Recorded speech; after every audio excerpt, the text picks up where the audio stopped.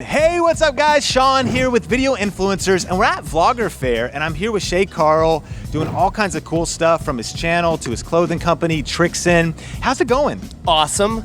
We have a very cool, I'm excited about the B-roll shot over here. B-roll. Cut to this. What's up, B-roll? They brought me into this cool industrial area with the Space Needle, the shadow in the background, and having a good time. This video is brought to you in part by VloggerFair, an amped up gathering of vloggers, creators, and their communities. Visit VloggerFair.com for the latest news and event info. Seattle's beautiful. Every time I come here, this is my third time at VloggerFair. Every time we come in from the airport, it's like, whoa, this is a cool city. I want to live here. I love it. So we love awesome. Seattle, and we love what you're doing. And this channel is all about helping these up-and-coming creators, all this opportunity that's happening in the online video world, not even just YouTube, just so many platforms. What are your thoughts, though, for finding your unique voice and not getting tempted to maybe copy others and carving out your unique style?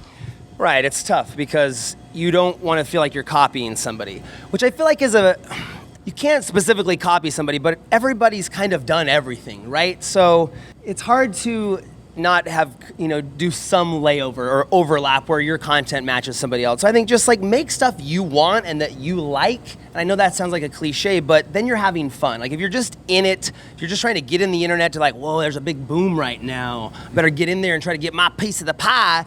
You might to a certain extent, but you're not gonna enjoy it and you're not gonna like it because it's gonna be such a hustle that it's gonna be grinding on you. So if you don't like it, you're gonna hate it. Yeah. That's just easy, right? Yeah. So make things you like, make things you're passionate about, and don't feel like you can't, right? There's this attitude of like, there's not enough, and there's already too much success, and I can't, and if somebody else is successful, that means I can't be. There's plenty of room for everybody to have part of the pie. Love it. I guess. Now, one of the things you do is a lot of things.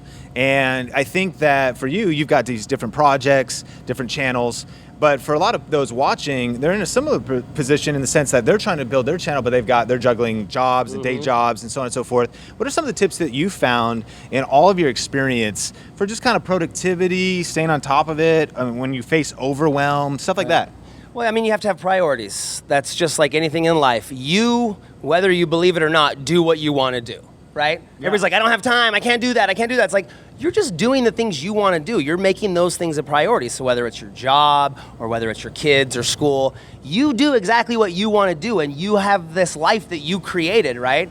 And if you're not living the life you want to live, then change. Say, I'm not doing that thing I don't want to do anymore and stop doing it. It's awesome. So I think that's the, I guess is my biggest message. And that's why I got into YouTube, because I didn't want to give up on the fact that I could love. We talked about this last night, didn't we? Yep. That I didn't want to have a job for 70% of my life that I hated, because that means I was going to hate 70% of my life. So what was the question? Do what you love. That's my answer. That's so great. And it's so many things. Here's what I'm going to say. Priorities. Yeah, if you're trying to make a living doing this, you still have to pay your bills, right? Like I'm like a big dreamer, like go after your dreams, but pay your heating bill, make sure the electricity is on, and you have food, like priorities, right? Like roof over your head, and then you create and you hopefully make money through that creativity. I love it. And one of the things that creators ask is when to launch that second channel, though. So now you moved into other channels. What's I have your 7. advice? Yeah, so 7 channels. I mean, back in the day, it was like everybody had this main channel, right? Like everybody had a main channel. It was like 6 years ago, and then everybody started these second channels for like not as polished stuff, Sure. right? So the skits, the nice production quality content goes on my main channel. And then for like behind the scenes and just other silly stuff, we didn't know really what vlogging was 7 years ago, but we started this second channel. Yeah. At first, I started a weight loss channel because I would talk about weight loss stuff on my other channel, and people are like, we don't care about your weight loss, fatty.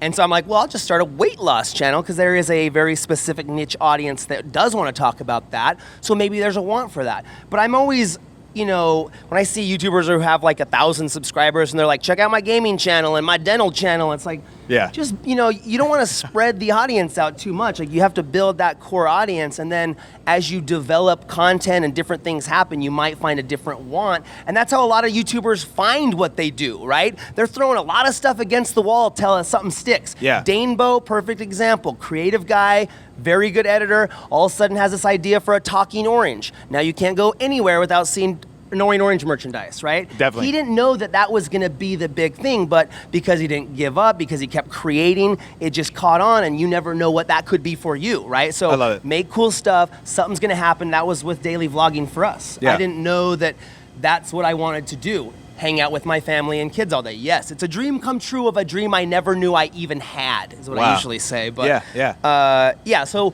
create that core audience, and then as you see desire for other stuff that you do or interested in, maybe you have other talents and hobbies, maybe your audience will be like, I like when you go skateboarding, and then you can start a skateboarding channel. But you kind of have to weigh that, right? Because if you're just like, go here, and you're spreading your audience too thin, you're gonna lose that core audience, I guess. Awesome. Now, one of the big questions that people have is they do feel like the ship has sailed. Right. Like, is it still possible to get in? And so with even knowing what you know, if all of a sudden you had 0 subscribers, you had 0 Twitter followers, you had 5 Facebook likes, and you had nothing else. No camera. What if do I have a camera? You have a smartphone.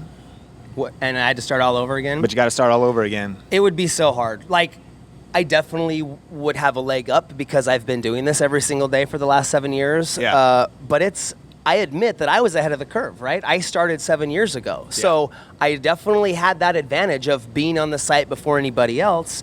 Not everybody else, but we were there 7 years ago. So there's always that. If you get into the game sooner, as you go longer, you see more success. But the human species has been around for a long time, and you only got one life, so the ship hasn't sailed, right? Like, you can still do stuff. It's not like, well, my life's over. YouTube was invented, and Shay Carl made all the money. There's no more money to make. So, freak, what should I do? Yeah. Die. No, like, do stuff. Like, there's plenty of time. A rising tide lifts all ships, right? However, I was saying in there that it's getting, I still think you're ahead of the curve, but it's an exponential curve that goes like this, right? So if you want to get in the online space, sooner's better than later. So just briefly, hit me with some maybe initial first steps you do. You starting from scratch. What would kind of your first few focuses be? Collaborate. I would say that is the oldest and probably the best way to build audience. Find people with similar interests, with similar subscriber counts. If you have 100 subscribers, you're not gonna go make a video with Rhett and Link, right? Because they're gonna be like, we are more important than you. No, but you're not, I remember that was some of the first advice I ever got on YouTube from an old YouTuber named Nalt. He said, collaborate with similar audience people. I had 350 subscribers. I knew a guy named It's Brent who had 800. Can you believe it? 800 people had subscribed to his YouTube channel, and I only had 325. And I was like, I wonder if It's Brent would make a video with me. Yeah. Like, no way, he has 800 freaking subscribers. Yeah. Dude, that'd be so cool if he would. And he did. And we made a video, and I gained like another 200 subscribers. And all of a sudden I had 500 subscribers. So I'm like, ooh, maybe I could work with somebody who has 1,000 subscribers. So collaboration, I think, is best. I love it. Now, lastly, what's coming up for you? New projects, what you're passionate about right now, what's top of mind for you right now? So I have, other than like my vlogs that I'm still doing, I still make 3 to 4 daily, call them daily vlogs, but vlogs on my channel. But I got 3 big projects I'm really focused on right now. Trixin clothing, which is a clothing line that I just started with my brother and my sister and my best friend from high school and my brother-in-law, my wife's sister's husband. He has an MBA. Yeah. So we started this clothing company. I have a book that I'm working on with my son that I just got emailed the manuscripts to. Yeah. I can't. Cool. I'm so close. And a documentary that I'm working on with Morgan Spurlock. Okay. And we have to do some pickup shots. So those are the big things that I'm really trying to finish. And I love it. And we'll put, of course, details in the description. But yes, you shared a little bit last night about your heart behind Trixin.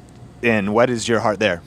I mean, it's about Trixin. The basis of Trixin is making cool things with people you love. Right? Creating. It's for creators by creators. I dream of being the unofficial/official clothing line for Team Internet. People who make stuff for a living, who create and share and communicate and encourage.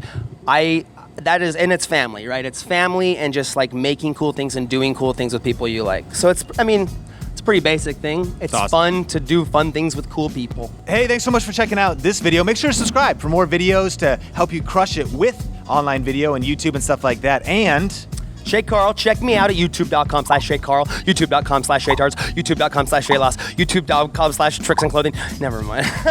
You can do it. Make something, create. If you want to do it, because I know there's a lot of you who have made something or filmed something, you're like, I don't dare put it on the internet. What do you got to lose? Because guess what? In 100 years from now, you're not going to care what other people think. And you're going to be dead. And it's going to be too late. So do it! It's true.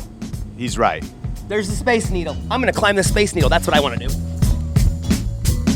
Thanks for the interview! When you're interviewing Shay, you gotta be really mindful. Are you gonna beat me up? We're taking you to a dungeon. Alleyway. Dark alleyway. This is... Test. All right, Austin, you rocking and rolling? Thanks, Thank you. Thanks so much.